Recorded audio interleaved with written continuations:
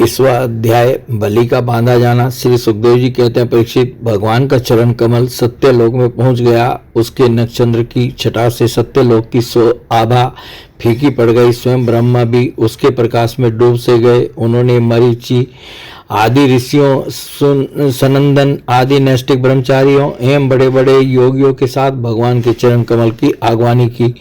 वेद, उपवेद, नियम, यम, तर्क, इतिहास, वेदांग और पुराण संहिताएं जो ब्रह्मलोक में मूर्तिमान होकर निवास करते हैं तथा जिन लोगों ने योग रूप वायु से ज्ञानाग्नि को प्रज्वलित करके कर्म मल को भस्म कर डाला, वे महात्मा सबने भगवान के चरणों की वंदना की। इसी चरण कमल के स्मरण की महिमा से ये सब कर्म के द्वारा प्राप्त न होने योग्य ब्रह्मा जी के धाम में पहुंचे हैं।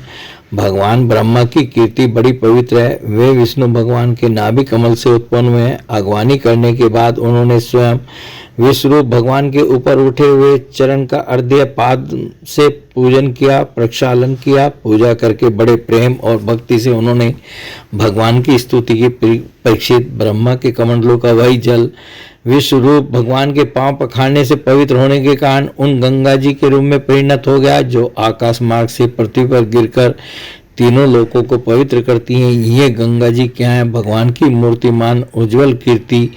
जब भगवान ने अपने स्वरूप को कुछ छोटा कर लिया, अपनी विभूतियों को कुछ समेट लिया, तब ब्रह्मा आदि लोकपालों ने अपने अनुचरों के साथ बड़े आदर भाव से अपने स्वामी भगवान को अनेकों प्रकार की भेंटें समर्पित की। उन लोगों ने जल, उपहार, माला, दिव्य गंधों से भरे अंगराग, सुगंधित धूप, दीप, खील, अक्षत, फल, अंकुर, भगवान की महिमा और प्रभाव से युक्त स्तोत्र, जय घोष, नृत्य, बाजे गाजे, गान एवं शंख और दुंदुभी के शब्दों से भगवान की आराधना की। उस समय ऋछराज जामवान मन के समान वेग से दौड़कर सब दिशाओं में भेरी बजा बजाकर भगवान की मंगल में विजय की घोषणा कराई। दैत्यों ने देखा कि वामन जी ने 3 पग पृथ्वी मांगने के बहाने सारी पृथ्वी छीन ली। तब वे सोचने लगे कि हमारे स्वामी बलि इस समय यज्ञ में दीक्षित हैं, वे तो कुछ कहेंगे नहीं। इसलिए बहुत चिढ़कर वे आपस में कहने लगे, अरे यह ब्राह्मण नहीं है, यह सबसे बड़ा मायावी विष्णु है। ब्राह्मण के रूप में छिपकर यह देवताओं का काम बनाना चाहता है। जब हमारे स्वामी यज्ञ में दीक्षित होकर किसी को किसी प्रकार का दंड देने के लिए उपरत हो गए हैं, तब इस शत्रु ने ब्रह्मचारी का वेश बनाकर पहले तो याचना की और पीछे हमारा सर्वस्व हरण कर लिया। यूं तो हमारे स्वामी सदा ही सत्यनिष्ठ हैं, परंतु यज्ञ में दीक्षित होने पर वे इस बात का विशेष ध्यान रखते हैं। वे ब्राह्मणों के बड़े भक्त हैं तथा उनके हृदय में दया भी बहुत है, इसलिए वे कभी झूठ नहीं बोल सकते। ऐसी अवस्था में हम लोगों का यही धर्म है कि इस शत्रु को मार डालें, इससे हमारे स्वामी बलि की सेवा भी होती है। यूं सोचकर राजा बलि के अनुचर असुरों ने अपने हथियार उठा लिए। परीक्षित, राजा बलि की इच्छा न होने पर भी वे सब बड़े क्रोध से सूल, पट्टिस आदि ले लेकर वामन भगवान को मारने के लिए टूट पड़े। परीक्षित, जब विष्णु भगवान के पार्षदों ने देखा कि दैत्यों के सेनापति आक्रमण करने के लिए दौड़े आ रहे हैं, तब उन्होंने हंसकर अपने अपने शस्त्र उठा लिए और उन्हें रोक दिया। नंद, सुनंद, जय, विजय, परबल, बल, कुमुदाक्ष, विश्वकेशन, गरुड़, जयंत, श्रुदेव, पुष्पदंत और सातवत, ये सभी भगवान के पार्षद 10-10 हजार हाथियों का बल रखते हैं। वे असुरों की सेना का संहार करने लगे।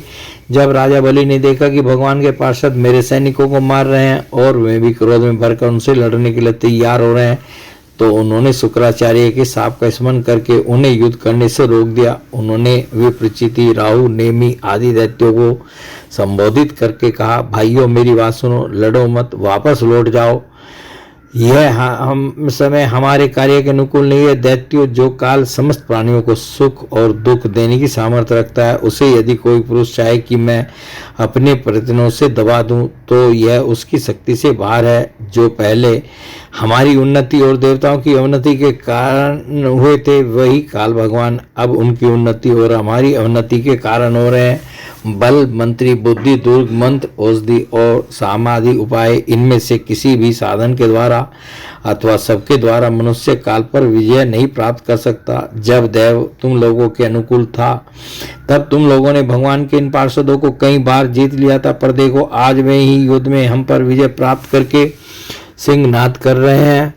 यदि दैव हमारे अनुकूल हो जाएगा तो हम भी इन्हें जीत लेंगे, इसलिए उस समय की प्रतीक्षा करो जो हमारी कार्य सिद्धि के लिए अनुकूल हो। श्री सुखदेव जी कहते हैं, परीक्षित अपने स्वामी बलि की बात सुनकर भगवान के पार्षदों से हारे हुए दानव और दैत्य सेनापति रसातल में चले गए। उनके जाने के बाद भगवान के हृदय की बात जानकर पक्षीराज गरुड़ ने वरुण के पासों से बलि को बांध लिया। उस दिन उनके अश्वमेध यज्ञ में सोमपान होने वाला था। जब सर्वशक्तिमान भगवान विष्णु ने बलि को इस प्रकार बंधवा दिया तब पृथ्वी, आकाश और समस्त दिशाओं में लोग हाय हाय करने लगे। यद्यपि बलि वरुण के पासों से बंधे हुए थे, उनकी संपत्ति भी उनके हाथों से निकल गई थी, फिर भी उनकी बुद्धि निश्चयात्मक थी और सब लोग उनके उदार यश का गान कर रहे थे। परीक्षित, उस समय भगवान ने बलि से कहा, असुर, तुमने मुझे पृथ्वी के 3 पग दिए थे, 2 पग तो मैंने सारी त्रिलोकी नाप ली, अब तीसरा पग पूरा करो। जहाँ तक सूर्य की गर्मी पहुँचती है और जहाँ तक नक्षत्रों और चंद्रमों की किरणें पहुँचती हैं और जहाँ तक बादल जाकर बरसते हैं, वहाँ तक की सारी पृथ्वी तुम्हारे अधिकार में थी।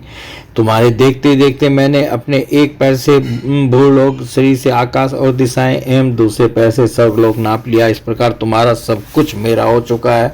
फिर भी तुमने जो प्रतिज्ञा की थी उसे पूरा न कर सकने के कारण अब तुम्हें नरक में रहना पड़ेगा।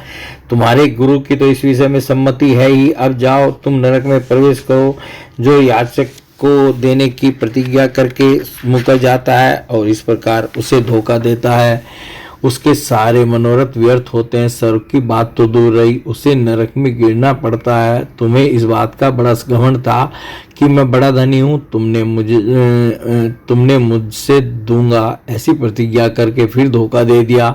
अब तुम कुछ वर्षों तक इस झूठ का फल नरक भोगो। बोले भगवान श्री कृष्ण की जय।